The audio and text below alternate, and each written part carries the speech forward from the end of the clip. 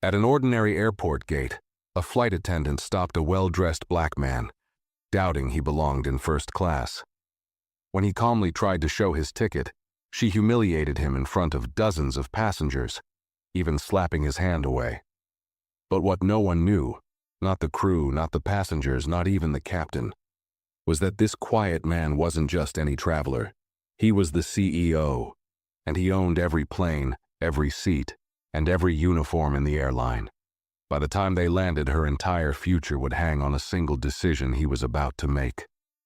Before we start the story, comment below where in the world you're watching from today. And if you enjoy stories like this, don't forget to subscribe and turn on the bell icon so you never miss a new one. The airport buzzed with morning noise. Luggage wheels bumped against the floor, people rushed in every direction, and the loudspeakers called out gate numbers over and over. Near gate 17, a tall man stood out from the crowd. His name was Leonard Brooks. He wore a simple charcoal gray suit, polished shoes, and carried only a slim black bag. His short hair was speckled with gray at the sides, and his face held a calm, serious look. He checked the boarding pass in his hand, showing first class, seat 1A. Without rushing, he moved toward the boarding area. Leonard's steps were slow but confident. He didn't look around nervously like some passengers. He didn't fumble with his phone or luggage. Everything about him was steady, like a man who knew exactly where he belonged. But not everyone at the gate seemed to see him that way. Behind the boarding desk stood a young flight attendant named Brittany Cole. She wore a crisp uniform and a bright scarf tied around her neck. Her ponytail was pulled so tight it looked painful. Brittany had a sharp eye for spotting problems. Or so she believed. She liked keeping standards in first class, and she didn't like when someone looked like they didn't fit. As Leonard approached, Brittany's face shifted slightly. Her smile became stiff. Her hand moved quickly to block his path. "Sir," she said, keeping her voice polite but firm, "boarding for economy is down that way." She pointed toward another gate without even looking at his ticket. Leonard raised an eyebrow slightly. He held up his boarding pass in front of her face, his voice even and low. "First class, 1A." For a second, Brittany hesitated. Then she gave the boarding pass a quick glance, barely hiding her surprise. She stepped aside without saying anything else. Leonard passed by without a word, keeping his back straight. But just as he walked onto the jet bridge, Brittany muttered under her breath, "Guess money doesn't always buy class." Leonard didn't react. He moved forward as if the words had never touched him. But behind him, a few passengers heard. A businessman in a navy suit frowned slightly. A woman adjusting her baby's carrier glanced up, her mouth tightening. The comment hung in the air like bad smoke, leaving an uneasy feeling behind. Inside the plane, the first-class cabin glowed with soft lighting. The seats were wide, spaced apart like small private islands. Some passengers were already sipping coffee or tucking blankets over their laps. Leonard found his seat without needing help.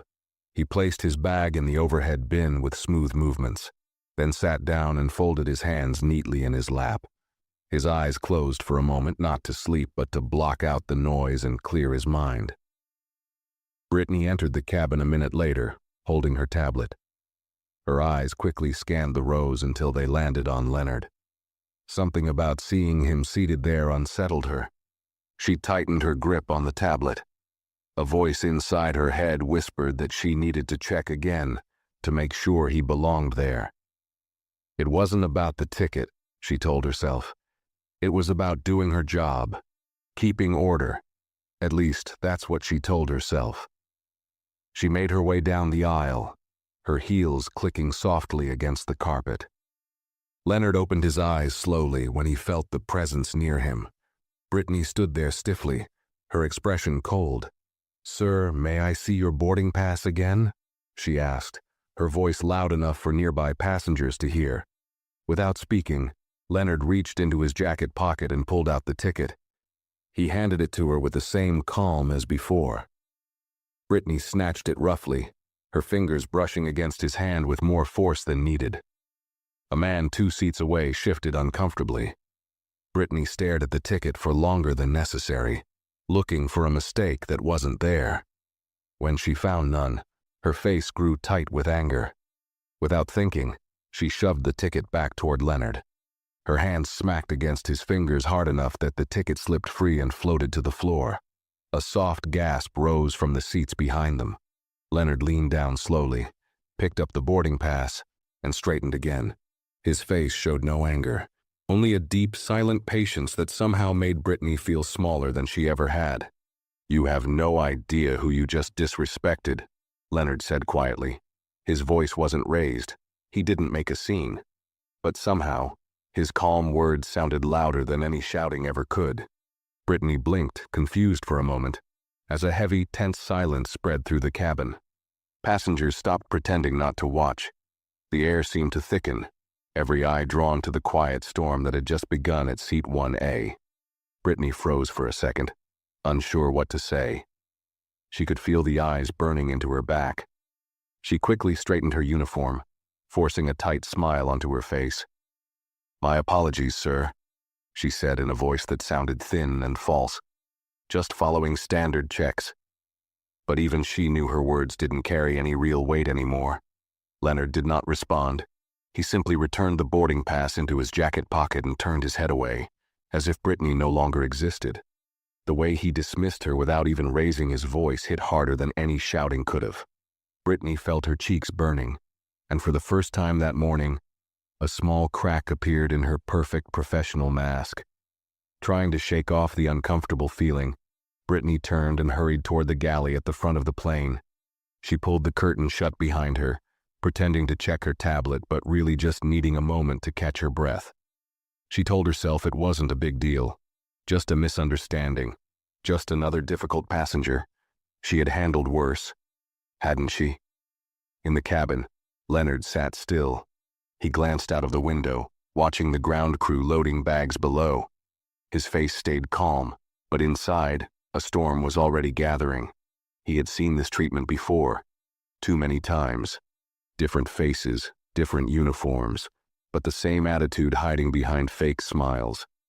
He wasn't surprised. He was simply waiting. As the final passengers boarded, another flight attendant entered first class. Her name was Heather Blake. She was older than Brittany, with soft brown hair pinned neatly back and kind lines around her eyes. Heather immediately sensed the tension hanging in the cabin. Her gaze swept the room, landing briefly on Leonard. She gave him a small, polite nod, which he returned with the smallest lift of his chin. Heather moved quietly from seat to seat, checking on passengers, offering water and warm towels.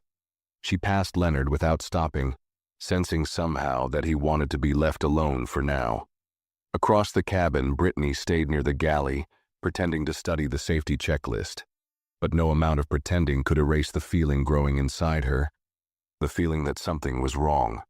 The way Leonard had looked at her wasn't angry or rude. It was worse. It was a warning she had not yet understood. At that moment, the intercom crackled, and the captain's voice filled the cabin. "Ladies and gentlemen, welcome aboard Flight 727 with direct service to Atlanta. We are just finishing our final checks and should be pushing back shortly." Passengers relaxed into their seats. Some closed their eyes. Some pulled out books. The tension seemed to ease. For them, but not for Brittany. She stood rigid behind the galley curtain, tablet clutched tightly in her hands, heart beating a little faster than before. She couldn't explain it, but she had the strange feeling that this flight was not going to be like any other flight she had worked. And deep in seat 1A, Leonard sat quietly, watching the sky beyond the glass, knowing exactly what was coming. The plane rolled back from the gate, and the engines hummed louder as it lined up for takeoff.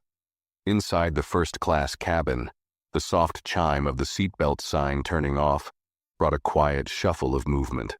Flight attendants moved down the aisles with trays of drinks, their smiles practiced and polite. Heather passed Leonard again, offering him a drink, but he simply shook his head. He didn't need anything yet. He was waiting. Brittany stayed at the far end of the cabin, her steps careful, her smile stiff. She couldn't get Leonard's voice out of her head. "You have no idea who you just disrespected." The words looped over and over, each time heavier than the last. Every time she looked at him seated so calmly in 1A, her stomach twisted tighter. She told herself she had followed procedure. She told herself appearances mattered. But none of her usual excuses seemed strong enough now. Across the aisle, a businessman in a crisp blue suit opened his laptop. He glanced toward Leonard more than once, sensing that something had happened. Near the window, a middle-aged woman sipped wine and pretended to read a magazine, though her eyes kept flickering up from the pages. The cabin buzzed with unspoken tension, like a room where everyone felt a storm coming but no one dared speak of it. Leonard sat quietly, hands folded in his lap, his eyes half closed. But inside he measured every move, every glance, every silence. He had spent years in rooms where he wasn't expected to belong. Airports, meetings, boardrooms. It was all the same. He had built something bigger than most could imagine. Yet small minds could only see his skin, his clothes, his quietness. Today would be no different. Except today, the consequences would not be hidden. After a while, Brittany made herself walk down the aisle again. Her heart hammered against her ribs as she neared Leonard's seat. She glanced at him quickly, pretending she wasn't nervous, pretending she wasn't still defending herself in her own mind. "Would you like a drink, sir?" she asked, her voice almost robotic. Leonard looked up at her, his eyes calm but sharp. "No, thank you," he said, his tone polite but heavy, making even those 3 words feel like a warning. Brittany nodded quickly and moved on, her hand shaking slightly as she pushed the service cart forward. In the galley, she leaned against the wall for a second, breathing hard. She wiped her palms on the sides of her skirt, trying to calm herself. This wasn't supposed to happen. First class was supposed to be smooth, easy, predictable. But somehow one mistake, one assumption, was now standing in the middle of her perfect flight, and she didn't know how to fix it. She didn't know that it was already too late. The flight settled into a steady rhythm as the plane leveled out high above the clouds. Trays clattered softly, cups were filled, and the faint scent of coffee drifted through the air. But the uneasy feeling in the first-class cabin never went away. Leonard sat still, his hands resting lightly on the armrests, his face unreadable. From time to time, passengers glanced his way, sensing something different about him, something they couldn't quite name. Near the front, Brittany kept glancing at her tablet, pretending to check service lists. Her mind raced, running over every second of the boarding process, trying to convince herself she hadn't done anything wrong. Maybe he was just another unhappy passenger. Maybe he would cool off. Maybe by the time they landed, it would all be forgotten. But deep down, Brittany knew she had crossed a line that couldn't be undone. Halfway through the flight, a man in a dark suit came quietly down the aisle. He wasn't part of the regular crew. His suit was sharper, his shoes shinier. His badge, tucked neatly on his jacket, showed he was someone important. His name was Douglas Price, and he was a senior operations manager for the airline, flying today on a routine inspection trip. Most of the crew hadn't even noticed him board earlier. Douglas paused near first class, scanning the cabin with careful eyes. When he saw Leonard, his face shifted instantly. His stiff professional look softened into something almost respectful. Without hesitation, Douglas stepped forward and bent slightly at the waist, a small but clear sign of recognition. "Good afternoon, sir," Douglas said in a low voice. "Please let me know if there's anything you need." Leonard nodded once, acknowledging him. The exchange was short, but for those paying attention, it spoke volumes. Brittany, standing near the galley, watched the scene with confusion tightening in her chest. Why would a senior manager show that kind of respect to a passenger? Her mind raced, piecing together things she didn't understand. Douglas moved away after a moment, leaving Leonard in silence once again. But now, the air in first class felt heavier. Brittany felt it pressing against her, and so did a few of the passengers sitting nearby. The quiet glances toward Leonard grew more curious, more cautious. Something wasn't normal here. Brittany gripped the back of a seat, her knuckles turning white. She tried to steady herself, but her legs felt shaky. Part of her wanted to hide in the galley and wait for the flight to end. Another part, the stubborn part, refused to believe she had done anything serious. It was just a misunderstanding, she told herself again. clinging to the thought like a lifeline. But deep inside, fear was already starting to bloom. The plane continued slicing through the clouds, steady and smooth, but the tension inside the cabin only thickened. Brittany adjusted the collar of her uniform, feeling sweat at the back of her neck. She tried to keep busy, refilling glasses and straightening headrests, but her mind wasn't with her hands anymore. Every few minutes, her eyes flickered back to seat 1A, where Leonard remained as still as a mountain. Passengers around Leonard seemed to sense the weight too.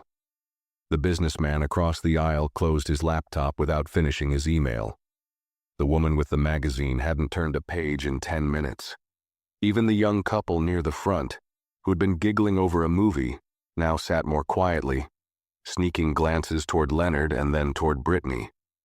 Brittany hated the feeling. She wasn't used to being watched. She was used to controlling the room, setting the tone, making sure first class felt exclusive. But now she felt trapped, like every move she made was being measured. She moved faster, trying to stay ahead of her thoughts, but they chased her down the narrow aisles like shadows she couldn't outrun. Douglas Price had taken a seat 2 rows back, flipping through a report but glancing up now and then at Leonard.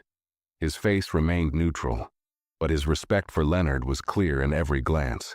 Brittany caught herself staring at him too long and quickly turned away, her heart hammering against her ribs. At the front of the cabin, Heather noticed the growing tension. She whispered quietly to Brittany as they passed each other in the aisle. "Everything all right?" Brittany forced a smile so tight it hurt. "Fine, just first flight nerves," she whispered back, brushing past quickly before Heather could ask more. But Heather wasn't convinced. She had been working flights long enough to know when something wasn't right. And whatever was happening here, it wasn't normal turbulence. Another hour passed. Drinks were served, trays cleared, lights dimmed slightly for the afternoon flight. It should have felt peaceful. It didn't. Every step Brittany took past seat 1A felt heavier, like she was walking through water. She didn't dare make eye contact with Leonard anymore. She told herself that maybe once they landed, everything would blow over. Maybe he would just file a complaint, and it would go into a folder with a dozen others, and she would get a small warning and move on. That's how things usually worked, wasn't it? But deep down, a colder voice whispered something she didn't want to hear. This isn't going to be just a complaint. Just before the descent announcement, the curtain to the first-class galley pulled back sharply. Brittany jumped slightly. Douglas Price stood there, his expression serious now. "Miss Cole," he said, his voice low but firm. She straightened her shoulders, instinct taking over. "Yes, sir." "I need you to prepare for a passenger announcement," Douglas said. "We'll be making it shortly before landing." Brittany blinked. That was strange. Flight announcements didn't usually involve first-class passengers directly. Before she could ask anything, Douglas added, "And after that, you'll be expected to come forward." Her mouth opened, then closed. She couldn't find the words. Douglas didn't explain further. He simply gave a short nod and disappeared behind the curtain again. Brittany stood frozen in place, clutching the service cart like it might anchor her. The fear she had been pushing down all flight long surged up her throat like a rising tide. Whatever was about to happen, it was bigger than she thought. Much bigger. She glanced once more toward Leonard.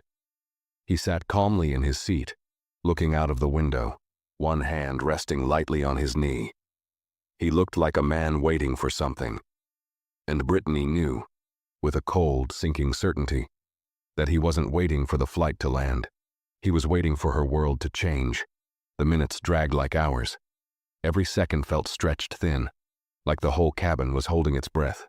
Brittany stood near the galley, pretending to organize trays, but mostly gripping the counter to keep her hands from shaking.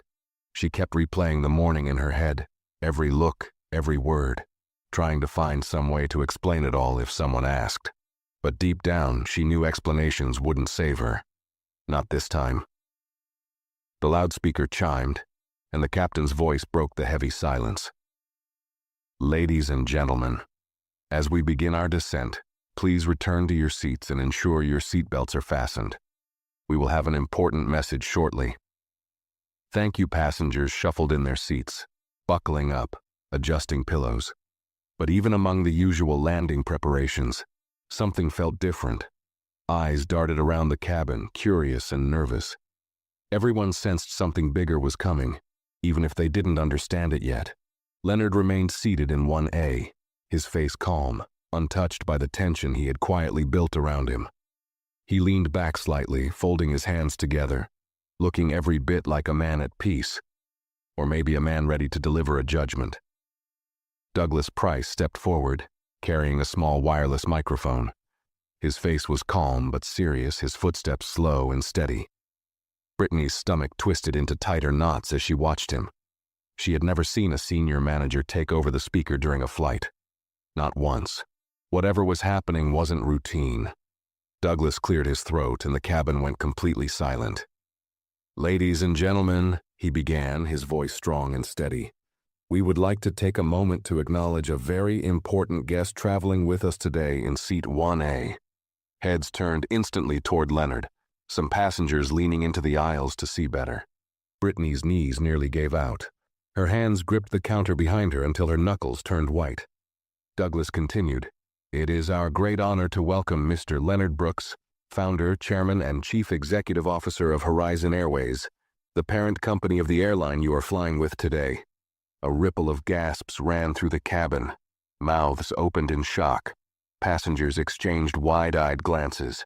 Even Heather, who had worked for the airline for years, stood rooted in place, her mouth slightly open. Brittany felt the blood drain from her face. Her ears rang so loudly she barely heard the rest of Douglas's words. She stared at Leonard, frozen in her spot, her body refusing to move, her mind refusing to accept what she had just heard. Leonard Brooks wasn't just a first-class passenger. He wasn't just a businessman. He was the owner of the entire airline, the man whose name she had seen 100 times on company newsletters, plaques in training rooms, photos at award ceremonies. The man she had brushed aside without a second thought. The man she had doubted, disrespected, shoved aside like he didn't belong. Douglas handed the microphone to Leonard with a respectful nod. Leonard stood up slowly, towering above the stunned cabin. His movements were smooth, measured, full of quiet authority. He looked out at the passengers, at the crew, his gaze sharp, but not cruel. He raised the microphone to his mouth, and in a voice that was calm and powerful at the same time, he spoke. "It's important to remember something. Respect is not worn on the outside. It's not stitched into a jacket or pinned to a name badge. It's in how we treat people when we think no one is watching." A deep silence filled the cabin. Passengers listened without blinking. Brittany stood behind the curtain, unable to move, feeling every word slice through her. Leonard's eyes scanned the cabin, landing briefly, pointedly, on Brittany. Even though he said nothing more about her directly, the look was enough. It was a mirror, forcing her to see herself as she really was, not the version she had always believed. Leonard handed the microphone back to Douglas with a quiet thank you. Then he sat down again, crossing one leg calmly over the other, as if he had never been disturbed in the first place. The silence in the cabin stretched long after the announcement ended. It wasn't the silence of boredom. It was the heavy, thick silence of people seeing something they could not forget. Brittany stood there, frozen, feeling as if the floor beneath her feet had disappeared completely. The wheels of the plane touched down with a soft thud, and a collective breath seemed to escape the cabin. But the relief of landing was not enough to erase the tension that hung like thick smoke in the air. The passengers remained unusually quiet, stealing glances at Leonard Brooks, who sat with the same calm dignity he had held from the beginning. As the plane taxied to the gate, the flight attendants moved through the final motions of securing the cabin. Heather moved quietly and professionally, but her eyes often drifted toward Brittany, who stood stiffly by the galley, her hands clasped so tightly behind her back they trembled.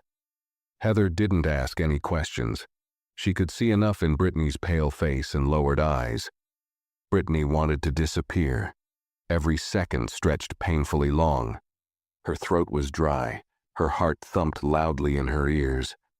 She couldn't believe how badly things had spiraled out of control. She had made assumptions without thinking. She had acted with arrogance without even realizing it at the time. And now, She had disrespected not just any passenger, but the man who literally owned the airline she worked for. The plane finally came to a stop at the gate. The familiar sound of the seatbelt sign turning off clicked through the cabin. But still, no one rushed to their feet. It was as if the normal rhythm of travel had been suspended, held back by the unseen weight pressing down on them. Then Douglas appeared at the front of the cabin once again. His face was even more serious now. He held a small folder in his hand, and when he spoke, his voice was low but carried a tone that demanded attention. "Miss Cole," he said, addressing Brittany without needing to raise his voice, "please step forward." The words struck her like a blow. She hesitated for half a second, but then her feet moved on their own. She walked stiffly down the aisle, her head down, feeling every pair of eyes follow her. The walk from the galley to the front of the plane felt longer than any walk she had ever taken in her life. She stopped near the first row, standing awkwardly beside Douglas, wishing she could shrink into nothing. Leonard remained seated, his eyes on her, calm but unreadable. Douglas cleared his throat. Due to the events witnessed by passengers and crew today, and due to a direct violation of our company's ethics and customer service standards, Flight Attendant Brittany Cole will be removed from duty immediately pending an internal review. A gasp echoed from a few seats. Someone dropped a magazine onto the floor. Brittany's face flushed hot and cold all at once. Her hands shook as she struggled to keep them at her sides. Douglas continued, "An apology is not just expected, it is necessary. Miss Cole, the floor is yours." The silence was so thick it was almost hard to breathe. Brittany opened her mouth, but for a long second no words came out. Her throat closed up, shame and fear locking inside her chest. But there was no way out now, no excuse strong enough, no defense left to hide behind. She turned to face Leonard fully, her eyes struggling to meet his. When she finally spoke, her voice was small, but it carried through the cabin because of the deep quiet that surrounded them. I am deeply sorry for the way I treated you today, sir," she said, her voice trembling. "I made assumptions I had no right to make. I showed disrespect where I should have shown professionalism and kindness. I let my judgment and pride blind me.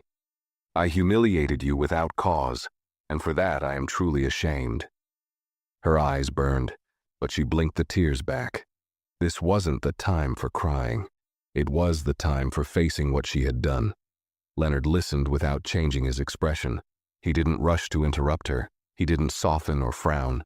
He simply listened, giving her the full weight of her own words back in silence. When Brittany finished, she stood still, her head slightly bowed. She had no idea what would happen next. Part of her expected Leonard to unleash anger, to demand she be fired on the spot, to humiliate her the way she had humiliated him. But Leonard only nodded once, slow and measured. Then he stood up. Even standing in the quiet cabin, he didn't need to raise his voice to command attention. His presence alone was enough. "You can't undo a moment once it's past," Leonard said calmly, his voice carrying the weight of years of experience, of battles fought, and dignity defended. "But you can choose what you become after it. Remember that." He didn't look at her with hatred. He didn't speak with cruelty. He offered something much heavier. A chance to become better, or to fall even further. Leonard picked up his bag from the overhead bin without any help, adjusted his jacket, and walked calmly toward the exit. The passengers parted silently to let him through, some nodding respectfully as he passed. No one spoke. No one needed to. Brittany remained standing at the front of the plane, her shoulders trembling, the sound of Leonard's footsteps fading behind her, and with them, the version of herself she could no longer return to. The moment Leonard stepped off the plane, it felt like the very air changed. It was lighter somehow, but not for Brittany. She remained frozen at the front of the cabin, her hands still locked together in front of her, every muscle in her body stiff with shame. Around her, the other passengers began to move at last, standing up, gathering their bags, speaking in hushed voices. But even their movements were slower, more careful than usual, like they all knew they had witnessed something they shouldn't forget too easily. Heather passed by Brittany on her way to help a passenger with an overhead bin. She gave Brittany a brief look, not cruel, not smug, but heavy with understanding. Heather had seen many mistakes over her years, but she had never seen one like this unfold so publicly, with no place left for anyone to hide. Brittany barely heard the usual goodbye announcements over the speakers. Her mind was stuck, replaying Leonard's words again and again. You can't undo a moment once it's past, but you can choose what you become after it. She felt like she was standing at a cliff's edge, and there was no safe way back to where she had been. As the last passengers left the cabin, Douglas Price approached her again. He didn't yell, he didn't threaten. He simply handed her a printed letter that had clearly been prepared during the final part of the flight. You're relieved of duty for now, he said firmly. Security will escort you to the crew office when you step off the aircraft. You'll meet with the disciplinary board tomorrow morning. Brittany took the letter with trembling fingers. The words blurred in front of her eyes, but she knew what it said even without reading it fully. Suspension pending investigation, immediate review of conduct, recommendation for mandatory sensitivity and diversity training. Terms that felt heavy and cold compared to the pride she once felt wearing her uniform. Douglas hesitated before walking away. He lowered his voice so only Brittany could hear. You should know. Mr. Brooks is not a man who embarrasses people for pleasure. If he called you out like that, it's because he believes people can change if they're given the choice to. Brittany nodded slowly, unable to form any words in return. Douglas gave her one last look, half warning, half mercy, and then disappeared down the jet bridge after the passengers. Brittany stood alone in the hollow cabin. The faint smell of coffee and fabric cleaner filled the air. The seats were empty now, pillows left crumpled, safety cards sticking out of pockets. The cabin that once felt like a kingdom she ruled now felt like a courtroom where she had just lost everything. She made her way down the aisle slowly, her feet heavy, her head bowed. Every step reminded her of the countless flights she had walked with pride, thinking she was better, thinking she was right to judge who belonged and who didn't. Now, those same steps felt like a trail of mistakes she couldn't erase. At the aircraft door, 2 uniformed security officers stood waiting. Their faces were blank, professional, but Brittany felt their judgment without them saying a single word. She nodded stiffly and followed them down the empty jet bridge. As she walked, she caught a glimpse through the wide airport windows. In the distance, Leonard Brooks stood near a row of black cars waiting outside the terminal. A driver held the door open for him. He paused for a moment before getting in, looking back toward the terminal, as if remembering something. Brittany wondered if he was thinking of her, or if she was already just another forgotten mistake in a long career of people underestimating him. But deep inside, she knew the truth. She would never forget him. When she reached the crew office, she sat alone at a plain wooden table, her badge and ID placed in a small envelope before her. She was no longer a flight attendant for now. She was just Brittany Cole, a woman who had to sit in the silence she had created, face the reflection she had avoided for too long, and decide what kind of person she was going to become. Outside the room, airport announcements echoed through the halls. Flights were still taking off, business still moving forward. The world didn't stop for one person's mistakes. But for Brittany, time had slowed to a painful crawl, forcing her to feel every second of what she had lost. Not just a job, not just a reputation, but a piece of herself. The part that once thought she knew what fairness looked like, without ever truly understanding it. She sat there staring at the floor with the heavy silence pressing down, knowing the hardest part of her journey was only just beginning. The small windowless room where Brittany sat smelled faintly of stale coffee and old carpet. A ticking clock on the wall counted the seconds loudly, as if mocking her. She stared at the plain table in front of her, the envelope containing her badge and ID looking like a funeral for her career. She folded her hands tightly in her lap, trying to keep them from trembling, but the cold air inside the room made the effort useless. Hours seemed to pass, though the clock told her it was only 40 minutes. No one had come to speak with her yet. No supervisor, no counselor, no friend. Just the quiet shuffle of footsteps outside the door, as other crew members passed by without looking in. Maybe they knew what had happened already. Maybe whispers were already flying through the break rooms and hallways. Brittany Cole embarrassed the airline in front of its own owner. The shame sat heavy in her chest, thick and suffocating. She replayed every moment in her head. The way she had spoken, the way she had brushed Leonard aside without giving him the basic respect he deserved. She saw again how calm he had been, how he hadn't needed to raise his voice or insult her back. He had just stood there letting her dig her own grave with every foolish word she had spoken. There had been a time, not long ago, when Brittany had been proud to wear her uniform.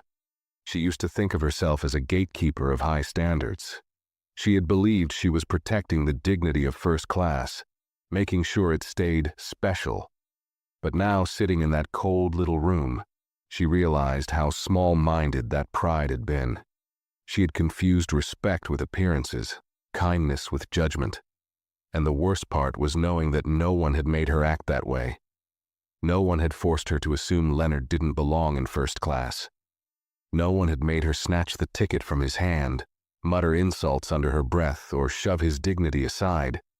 Those choices were hers, and hers alone. The door creaked open, breaking the heavy silence. A woman in a navy blue blazer stepped in, carrying a clipboard. Her name tag read Karen Lewis, Crew Supervisor. Her face was calm, but there was no softness in her eyes. "Brittany," she said simply, sitting down across the table. She placed the clipboard between them and adjusted her glasses. "You understand why you're here?" Brittany nodded once, her throat too dry to speak. Karen continued, her voice even, almost clinical. "We have reviewed the preliminary incident reports, passenger recordings, and statements from the cabin crew. A full disciplinary meeting is scheduled for tomorrow morning. Until then, your status is suspended without pay." Brittany nodded again, her head heavy. "There are two options," Karen said. "You can resign voluntarily before the meeting. It would end the review, but there would still be a permanent note in your employment record. Or you can attend the meeting, face the board, and accept their decision, whatever that may be." Brittany swallowed hard. Her mind screamed at her to quit now, to run, to hide from the shame. But another part of her, smaller but louder, said she couldn't run anymore. She had run from facing her own faults for too long. "I'll attend," Brittany said, her voice hoarse but steady. Karen studied her for a long moment, then gave a small nod of approval. "Very well. Be here at 8 sharp tomorrow morning. Wear civilian clothes. Bring no uniform items." The instructions were clear. Brittany was not a flight attendant now. She was just another employee facing consequences. Karen stood, gathering her clipboard. She hesitated at the door, looking back once. "For what it's worth," she said, her voice dropping slightly, "Mr. Brooks could have demanded your firing on the spot. No hearing, no review. Just a termination letter waiting for you when you stepped off that plane." Brittany looked up, her eyes wide. "But he didn't," Karen said. "He wanted you to be given a chance. Don't waste it." With that, Karen walked out, closing the door behind her. Brittany sat still, stunned. She had expected anger, revenge, humiliation. Instead, Leonard had chosen something harder: mercy. A mercy that didn't erase her wrongdoing but forced her to face it in the open, with no excuses left to cling to. That night, Brittany barely slept. She sat in her small apartment, staring at the dark window, the city lights blinking in the distance. Every time she closed her eyes, she saw Leonard's face, heard his words. "Respect isn't worn, it's shown." And somewhere deep inside, a painful understanding began to grow. It was not enough to apologize. It was not enough to feel sorry for herself. Real change would hurt. It would demand everything she had tried to hide from. Tomorrow, she would walk into that boardroom, not as the proud Brittany Cole who thought she knew better, but as someone stripped bare, someone who would have to rebuild from the ground up. And for the first time in her life, she understood that might be the hardest and most important flight she would ever take. The morning came far too quickly. Brittany stood in front of her closet, staring at the rows of neatly pressed uniforms she could no longer wear. For a moment, her hand hovered over the sharp navy jacket she had once put on with pride. back when she thought the uniform made her someone important. But today, that uniform would stay on the hanger. She chose a simple black blouse and gray slacks instead, her hands trembling slightly as she buttoned the cuffs. She caught her reflection in the mirror, pale, tired, older than she remembered looking just days ago. The drive to the airline's headquarters felt surreal. The streets she normally breezed through on the way to work now seemed endless, heavy with dread. Every stoplight seemed to hold her a little longer, making her heart thud painfully in her chest. She parked far from the main entrance, not wanting to face the familiar faces who might be watching, who might already know what had happened. Inside the building, the walls that once felt so familiar now seemed colder, taller. The framed pictures of smiling crews and ribbon-cutting ceremonies lined the hallway, and in the middle of many of those pictures was Leonard Brooks, smiling politely, shaking hands, standing tall. Brittany couldn't look at those photos for long. Her footsteps echoed too loudly as she walked toward the conference room where her hearing would be held. At the door, a heavy-set man with a crew cut, Mr. Donald Harris from the Human Resources Department, waited with a clipboard in hand. He gave her a curt nod and motioned her inside without a word. The room was plain, functional. A long table stretched across the center, lined with 5 serious faces. 2 supervisors, 1 HR manager, a union representative, and a senior pilot acting as a neutral observer. A recording device sat in the middle of the table, its red light blinking steadily. Brittany swallowed her fear and sat in the lone chair facing them. The HR manager, a woman with iron gray hair named Judith Spencer, leaned forward and spoke first. "Miss Cole, you are here today to respond to allegations of professional misconduct, racial bias, and violation of Horizon Airways Code of Ethics during Flight 727 from Chicago to Atlanta yesterday." The words hit hard, though Brittany had expected them. Hearing them spoken aloud made the shame burn hotter in her chest. Judith continued, her voice clinical. "You may give a statement now, or we can proceed directly to questions." Brittany hesitated only for a breath before answering. "I would like to give a statement," she said, her voice shaking slightly. The board members nodded, and the room fell silent except for the soft hum of the air conditioning. Brittany folded her hands tightly in front of her on the table, grounding herself. "I want to be clear from the beginning. I am responsible for my actions. No excuses can change what I did. I treated Mr. Brooks with disrespect, based on assumptions I made without cause. I judged him without knowing him, without giving him the basic courtesy that every passenger deserves, no matter who they are or where they sit." She paused, gathering herself. Her throat tightened, but she pushed through. "I acted from a place of pride, not professionalism. I let my own bias, whether I admitted it to myself or not, guide my behavior. It was wrong. It was ugly. And it betrayed the trust this company placed in me when they gave me that uniform." The board members listened carefully, not interrupting.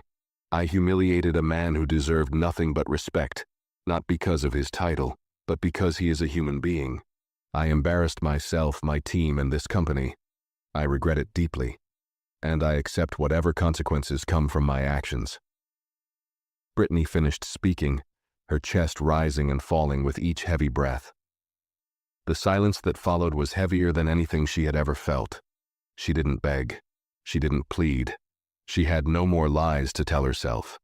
The supervisors asked a few questions, basic ones about the timeline, her behavior, the procedures she had broken. Brittany answered each one honestly, never trying to minimize her actions. Every truth felt like another cut, but she knew it was better to bleed now than to keep hiding. Finally, the union representative, a quiet man named Charles Reed, spoke. His voice was softer than the others. "Miss Cole," he said, "do you believe this experience has changed your understanding of what your role truly is?" Brittany looked him straight in the eye. "Yes," she said. "I used to think my job was to control who belonged where, to protect some invisible image of what first class was supposed to look like. But that's not the job. The job is to make every passenger feel welcome, respected, and safe, no matter what I think they should look like. I forgot that. I will never forget it again." Charles nodded slowly, his eyes thoughtful. Judith looked down at her papers, then back at Brittany. "Thank you, Miss Cole. The board will discuss the matter now. Please wait outside." Brittany stood up slowly, her knees weak but holding. She stepped into the empty hallway, the door closing quietly behind her. For the next 20 minutes, she sat on a hard bench staring at the blank wall across from her. She didn't pray. She didn't plead. She simply sat with herself, truly sat with who she had become for the first time in her life. When the door finally opened and they called her back inside, she stood up straight, ready to face whatever came next. Not because she expected mercy, but because she had decided that, no matter what happened, this would be the day she began to change. Whether they gave her a second chance or not, she would never again be the woman who boarded Flight 727 2 days ago.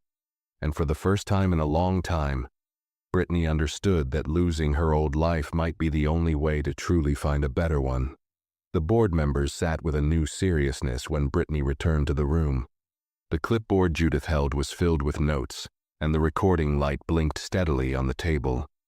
Brittany stood quietly in front of them, her hands loosely at her sides, no longer gripping herself for strength.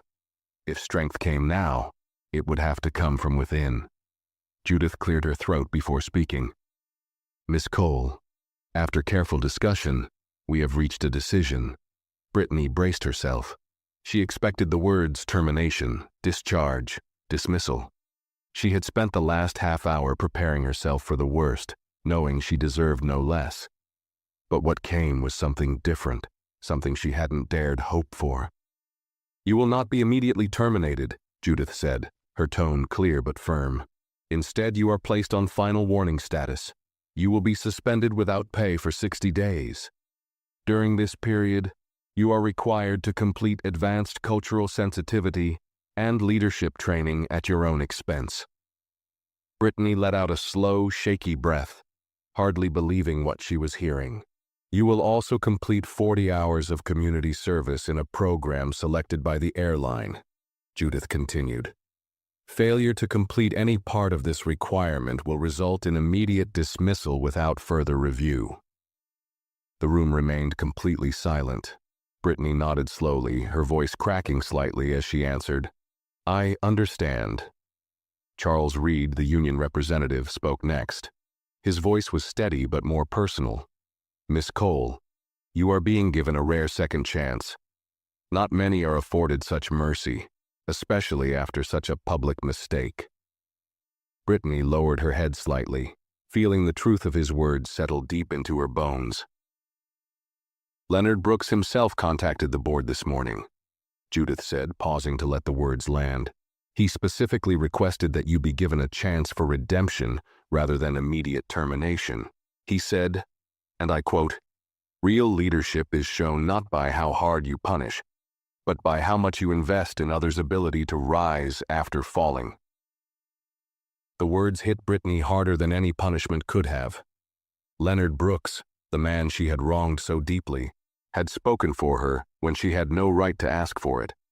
He had given her something she had not even given him at first sight: humanity. Tears filled her eyes, but she blinked them back, not wanting pity, only resolve. "You will report back in 60 days after completing all requirements for a final review before returning to active duty," Judith finished.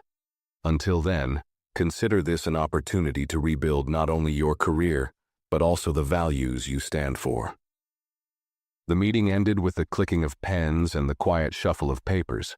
No applause, no smiles, just the solemn, heavy air of responsibility shifting from the board onto Brittany's shoulders. She left the room feeling lighter in one way, but burdened in another. Redemption was not given freely. It was work, hard and humbling, and she hadn't even begun to earn it yet. In the parking lot, the sun was high, casting sharp shadows across the concrete.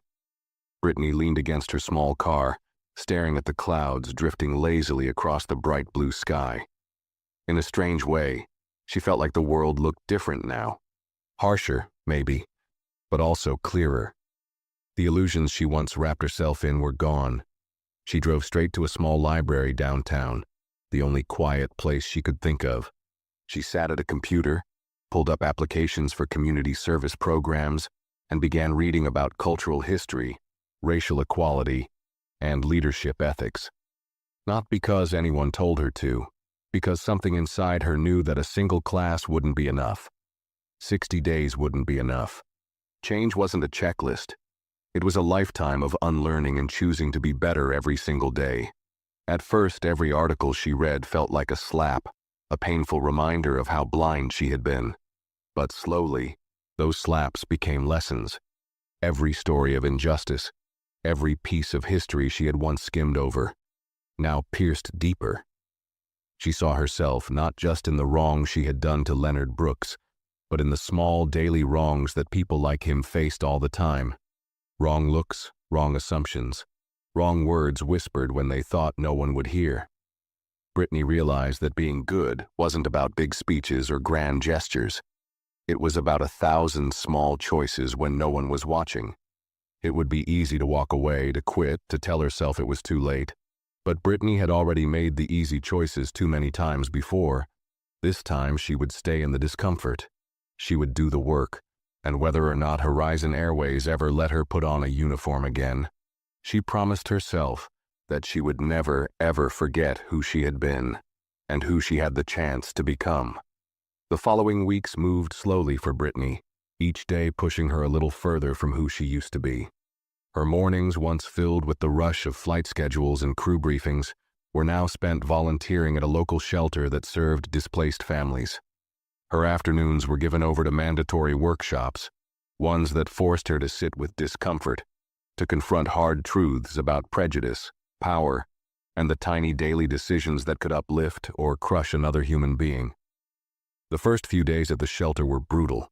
Brittany had expected to be uncomfortable, but she hadn't expected to be invisible. Most of the families barely acknowledged her at first, their smiles cautious, their eyes tired. Many of the people she served were Black, Hispanic, or immigrants from countries she barely knew anything about. She realized quickly that her uniform, her title, her old pride, none of it mattered here. The only thing that did was the way she showed up moment after moment. At first, she stayed quiet, afraid to say the wrong thing. She scrubbed kitchen floors, sorted through donated clothes, and carried boxes until her back ached. She thought she was doing enough by working hard. But one afternoon, a woman named Gloria, a regular volunteer with soft eyes and a sharp tongue, pulled her aside.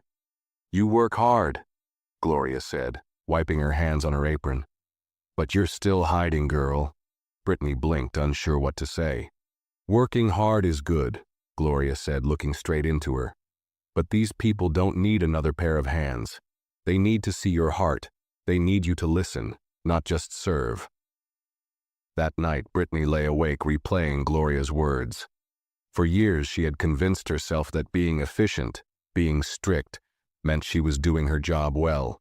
She had measured her success by how cleanly she enforced rules, how neatly she kept order.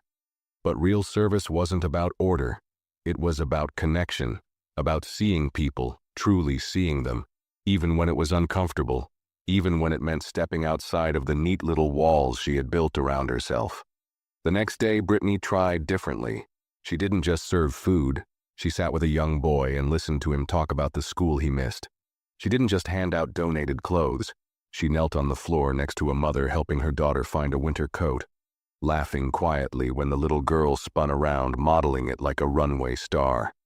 She didn't hide behind tasks anymore. Slowly, the walls between her and the people she was helping began to crack. A few smiles came more easily. Conversations started lasting longer. Names were remembered. One evening, near the end of her shift, a small boy with a backpack too big for his shoulders tugged on her sleeve.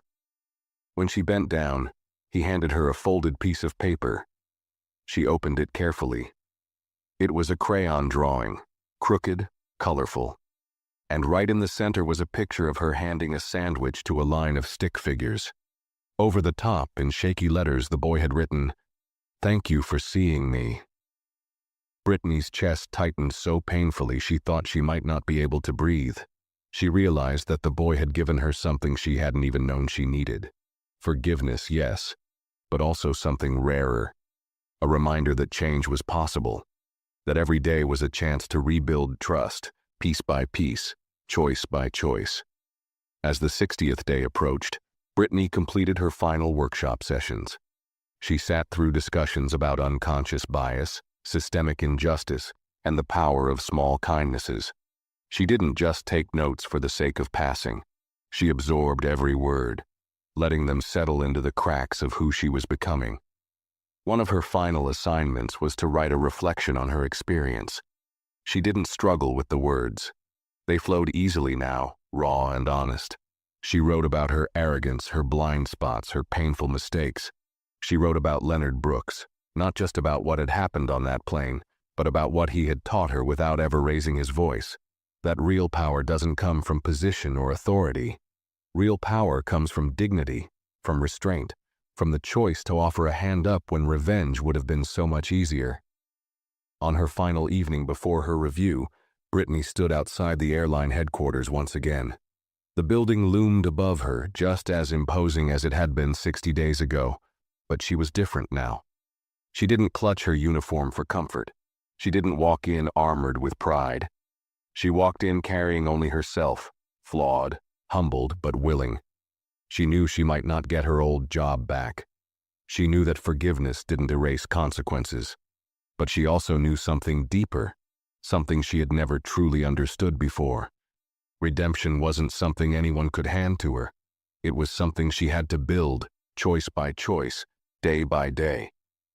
And standing under the sharp white lights of the lobby, Brittany Cole decided once and for all that even if she had to build it the hard way, she would. Brittany sat once again in the familiar conference room, the long table stretched out in front of her like a road she had to walk carefully. But this time she didn't sit with trembling hands or darting eyes. She sat straight, both feet planted firmly on the floor, a folder in front of her filled with her completed coursework, service hours, and her written reflection. She wasn't here to plead. She wasn't here to beg for another chance. She was here to own who she had become. Across the table sat the same board members. Their faces were serious, but not hostile. Charles Reed, the union representative, gave her a small nod when she entered. A small but important sign that someone was rooting for her to succeed, not just to survive this moment. Judith Spencer began the meeting, her voice steady. Miss Cole, you have completed the suspension period and submitted all required documentation. Today, we will hear your final statement and decide whether your employment with Horizon Airways will be reinstated or permanently terminated. Brittany nodded. I understand. Judith gestured for her to begin. Brittany opened the folder but didn't look at it. Instead, she spoke from memory, from heart. I was given a gift most people never get, she said, her voice clear, a second chance. I didn't deserve it when Mr. Brooks chose to give it to me. I had treated him, and by extension every passenger I ever judged unfairly, with arrogance and blindness. She paused, letting the words settle. I thought being strict meant being professional. I thought keeping up appearances made the airline better. But I see now that real strength comes from lifting people up, not shutting them out. Real professionalism means treating everyone and with dignity. Not just the ones who look a certain way or fit a certain mold. She took a breath. My 60 days weren't just a punishment, they were a mirror. Every shift at the shelter, every workshop, every uncomfortable conversation forced me to see myself without excuses. I am not the same person who boarded Flight 727, and I won't pretend I'm done learning. Growth isn't something that happens once. It's every day. Brittany reached for the crayon drawing tucked inside her folder. She held it up, the child's crooked, colorful image of her handing out sandwiches. This, she said, her voice soft but steady, is what matters. Seeing people, respecting them, not for what they wear, or what they buy, or what seat they sit in, but simply because they exist. She placed the drawing gently back in the folder and looked across the table, her gaze steady. I can't change what I did, she finished, but I can choose who I become from here forward. I hope you'll allow me to prove that. If not, I will still carry these lessons into everything I do." The room stayed quiet for a long moment after she spoke, not the cold silence of judgment, but the thoughtful silence of people genuinely considering her words. Finally, Judith leaned back in her chair, her hands folded. She exchanged glances with the other board members. Charles Reed gave a small nod, his expression unreadable. Judith looked back at Brittany. "Miss Cole," she said carefully, "Horizon Airways does not expect perfection from our employees, but we do expect accountability, growth, and integrity. Based on the work you have completed, the honesty you have shown, and the endorsement provided by multiple supervisors from your community service site." Brittany's heart hammered against her ribs. "We are reinstating your employment, effective immediately." The words floated in the air, heavy with meaning. "However," Judith continued, her voice firmer now, "your reinstatement comes with conditions. You will be placed on a 6-month probation period. Any further misconduct will result in immediate termination without review. You will also be assigned as a mentor for new flight attendants, teaching them not only about procedures, but about respect, dignity, and inclusion." Brittany's breath hitched. She nodded quickly, swallowing back the wave of emotion rising in her throat. "Thank you," she said, voice thick but genuine. "Thank you for trusting me." Charles leaned forward slightly, speaking softer than before. "Don't waste it." "I won't," Brittany whispered. The meeting closed, and as Brittany walked out of the room, she didn't rush. She didn't hide. She moved with the steady, grounded steps of someone who had fallen, been broken, but had chosen to rise differently. Outside the building, the sky was brilliant and clear, the sun slicing through the early afternoon air. She stood there for a long moment, breathing it in. For the first time in months, she wasn't carrying the crushing weight of shame.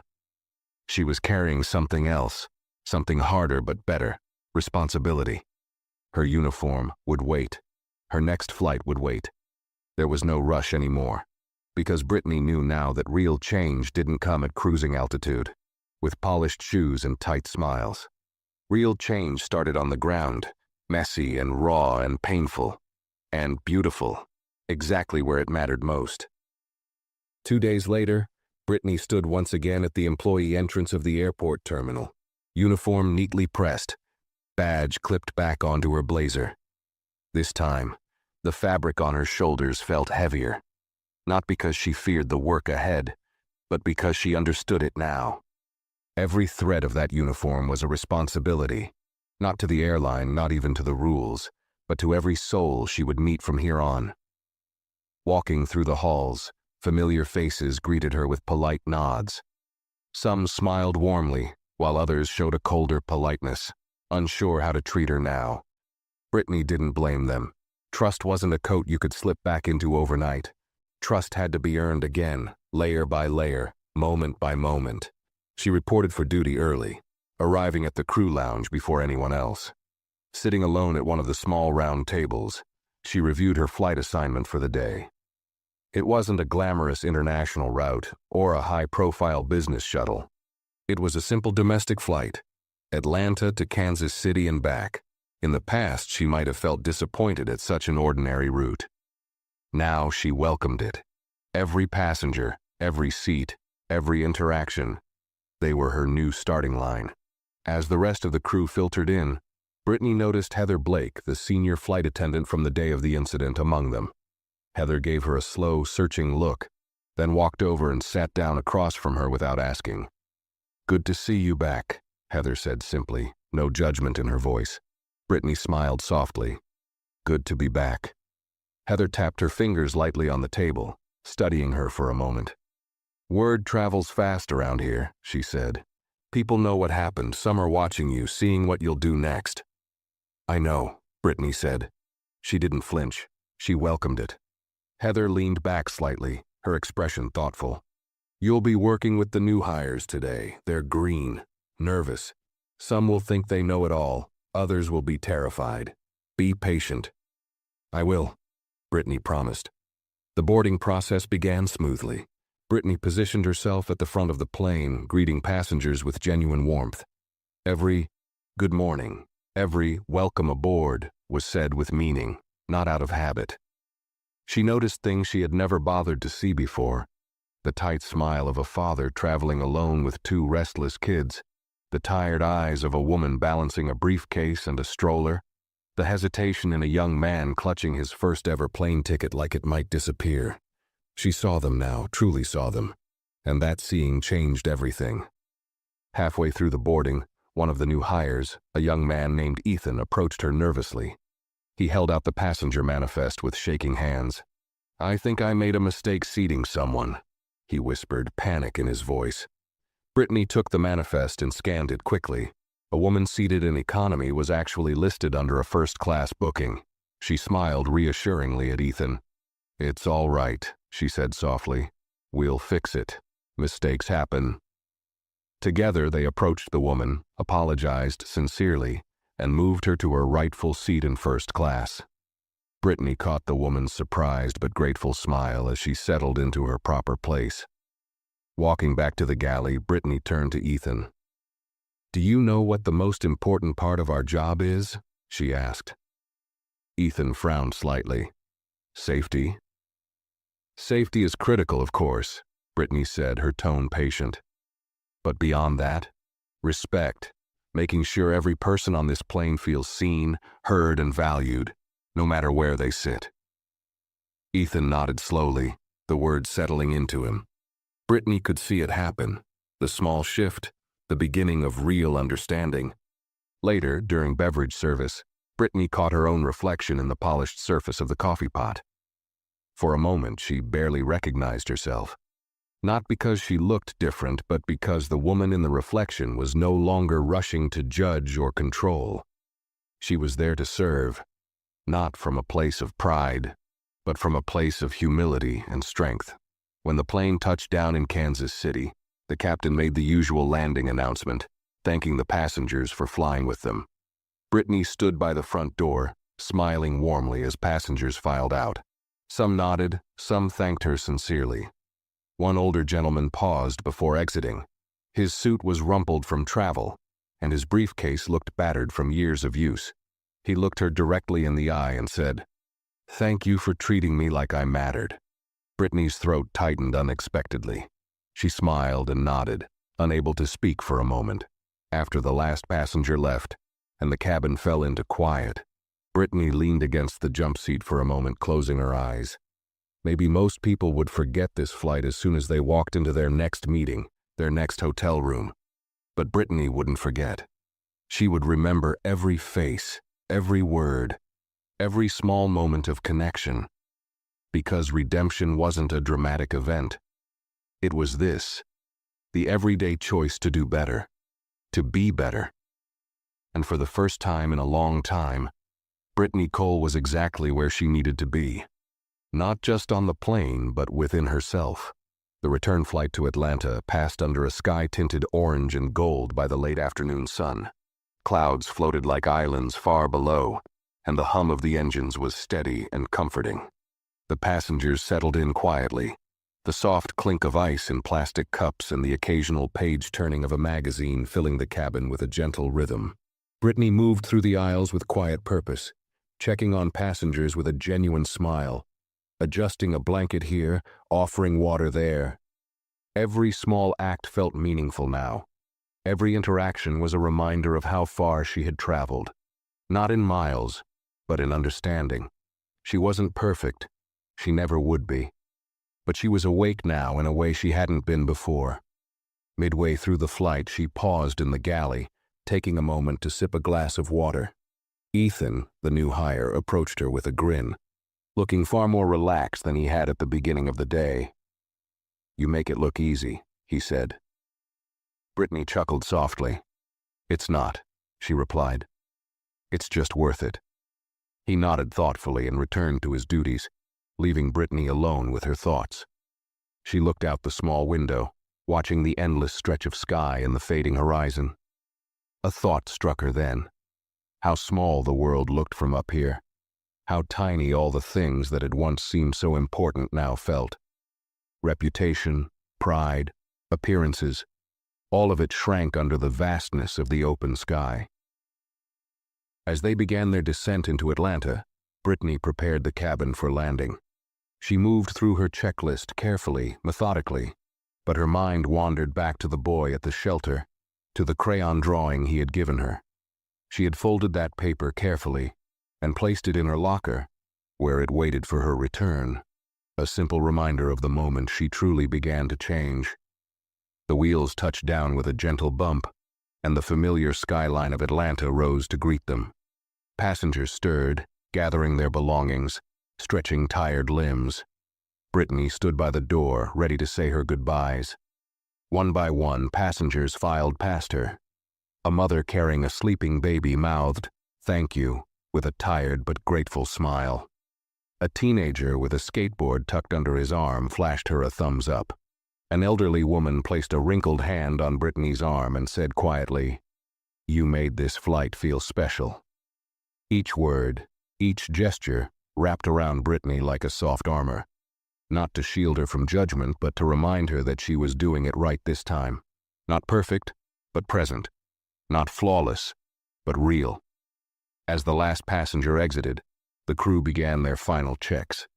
Heather approached Brittany at the door, her arms crossed casually. "You did good today," Heather said simply. "Thanks," Brittany replied, smiling. Heather tilted her head slightly. "You ever think about becoming a lead attendant?" Brittany laughed lightly, surprised. "I don't know. I think I have a lot more to learn first." Heather shrugged. "We all do. Leadership's not about being finished. It's about knowing you never are." The words hit Brittany harder than Heather probably realized. She nodded, a lump forming in her throat. Later, walking through the terminal toward the employee exit, Brittany caught sight of a figure standing near a quiet corner. A tall man in a dark suit, polished but simple. He wasn't surrounded by security or assistants. He stood alone, calmly checking his watch. Leonard Brooks. Their eyes met across the distance. He gave the smallest nod, not of recognition but of respect. Brittany stopped uncertain for a moment, then gathered herself and walked toward him. "Mr. Brooks," she said, her voice steady. "Miss Cole," he replied, his tone even. They stood for a moment in silence, a silence filled with more meaning than 1,000 words. "I just wanted to thank you," Brittany said finally, her voice low. "Not for saving my job, but for giving me a reason to be better." Leonard studied her for a long moment, then offered a small, approving smile. "Everyone falls," he said. "Not everyone stands up the right way." He extended his hand. Brittany shook it firmly, feeling the strength and grace behind the simple gesture. "Good luck," Leonard said, turning to leave. But Brittany knew luck had nothing to do with it anymore. She watched him disappear into the crowd, feeling the last pieces of her old self finally slip away. Stepping back into the terminal, she moved forward with a steady heart. She wasn't chasing titles or proving herself to others anymore. She was building something better, something that couldn't be taken away by a mistake or a harsh judgment. Respect, integrity, humanity, the things that would make her flights different from now on. The things that would make her life different from now on. And as Brittany Cole blended into the crowd, just another uniform among thousands, she carried with her a lesson too important to ever forget. The greatest seat of all isn't in first class. It's in how you carry yourself, and how you lift others along the way. If you liked this video, make sure to give it a thumbs up and share your thoughts in the comments below. And don't forget to subscribe to the channel for more powerful stories